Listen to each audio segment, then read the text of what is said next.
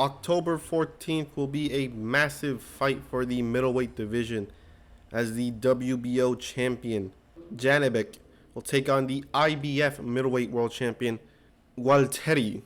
I'm sorry for butchering that name, but it will be a unification bout, which is going to be very interesting as the middleweight division, as most people would probably know, is dead.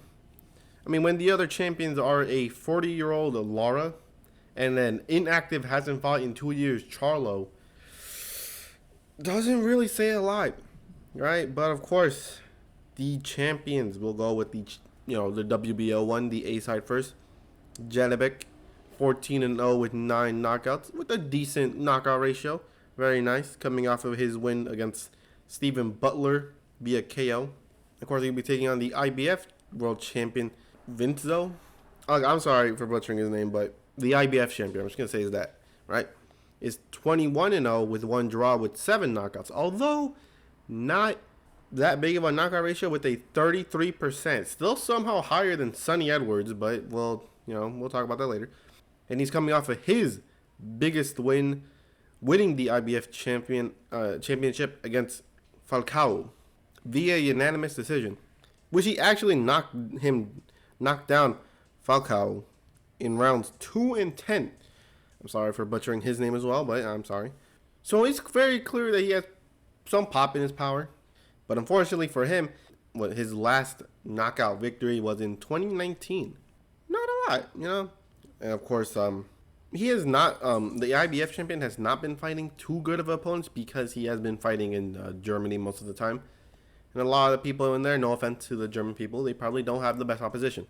But, of course, he did be a 30-0 boxer for the IBF World Championship. And, of course, Janibek, even though he has only 9 knockout victories, which, obviously seems quite a bit, all of them are coming very recently. He has 8 knockouts out of his 10 wins, last 10 wins. That is crazy. This man has been racking up his knockout victories quite a bit. So it's very clear that Janibek has found his rhythm and has found his sweet spot to get knockouts, especially shown against his fight against Butler, dropping him 3 times in round 2 and knocking him out. And of course, who do I think is going to win? To be honest, it's a very close match. I mean, Janibek, like I said, has been showing that he has found his power. He could win by knockout. But we're talking about a dude who beat a 30-0 boxer, although on BoxRec he has him at the same, stat as Butler. It's very clear that he can hang in there with the best, even with little power. Now, do I think it goes 12 rounds? Yeah. Yeah, I think he does. I think the IBF champion can frustrate Janibek for a quick second, especially in the middle rounds. And if he does that, it's a 100% going decision. But, of course, Janibek has been finding his rhythm. And, of course, he thinks he is the best at 160 because he's been calling himself the boogeyman of the division. If I had a nickel for every time a WBO middleweight world champion called themselves the boogeyman, I would have 2 nickels. Very weird.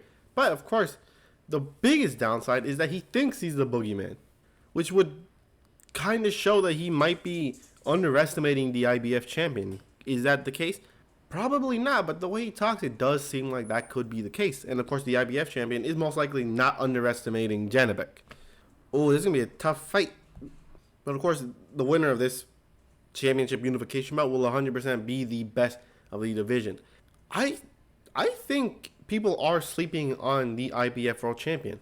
But then again, people are also sleeping on Janibek because ain't nobody know who he is. But I actually might be rooting for the German.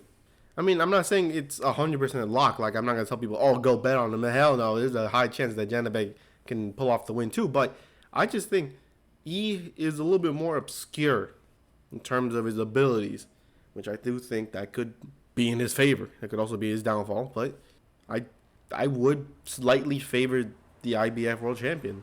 He is coming off of his biggest win. His ego is at an all-time high, or his confidence is at an all-time high. Janibek's confidence has been up since he ever got the championship. But yeah, I think it's a very tough fight. Both of them are very similar, although obviously one is a little bit more of an aggressive type, while the other one is not. Or at least one will be the aggressor and one will not because one has power. and the other one unfortunately does not. But I think it might be a 7-5 round. It could even be a tie, to be honest.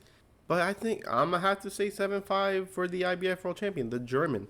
It will be interesting, and it will be a competitive match. So hopefully we do get that. And luckily, he doesn't have to compete with anyone, because the only other fight happening in that weekend is Zhu versus Mendoza, at least at the same time frame. And that one's the day after. So fortunately for him, no one's really going to be competing with him. So very nice. But anyways, that is the end of the video. It will be 100% an interesting fight, as the WBO champion will take on the IBF champion to see who will be crowned the king of the 160 division, 160-pound division. I mean, not literally, because they need to go undisputed. But for the most part, I think the IBF champion's ability will 100% confuse Janibek, because it'll be like, this guy has no power, so how is he doing this? He could easily frustrate him, right? But hey, if you're choosing Janibek, hey, I could agree with you too. You know, there's very good arguments for both. What are the arguments? I don't know. With a little bit more research, which I should have done beforehand, Falcao was 30-0 with 20 knockouts, so safe to assume that he had power. And in the fight, the IBF champion obviously is a mover, right? He has slick head movement. Thing is, he gets hit quite a bit. I mean, he survived the shots obviously, but there was a little bit of controversy in the Falcao fight as well. A lot of comments in the YouTube video were saying the IBF champion kind of threw a little bit of low blows. So safe to assume that's probably something Janibek should watch out for. But then again, I hardly doubt the referee in Texas is gonna let that slide. He'd be like, "Hey, watch it. Put them punches up, man." Right? But you know, does my position change a little bit? A little bit, actually, it might. The IBF champion 100% has the ability to frustrate Janibek, but if Janibek stays cool, I could see him winning, right? But it's gonna be a very interesting fight, a very competitive fight. You know what? I'm gonna root for the underdog again. I like rooting for the underdog and the IBF World Champion, although he has seems to have tendencies of fighting dirty. If he does fight dirty in the fight, I will 100% change my stance instantly in midway through the fight, and will root for Janibek. But until then, hope you enjoyed the video, and the next video will be the I don't know, whatever, it's one of these two. But like I said before, I hope you enjoyed it. Subscribe, and I'll catch you in the next one.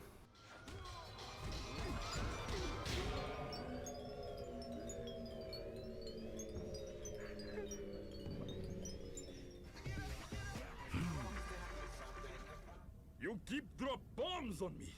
Boom.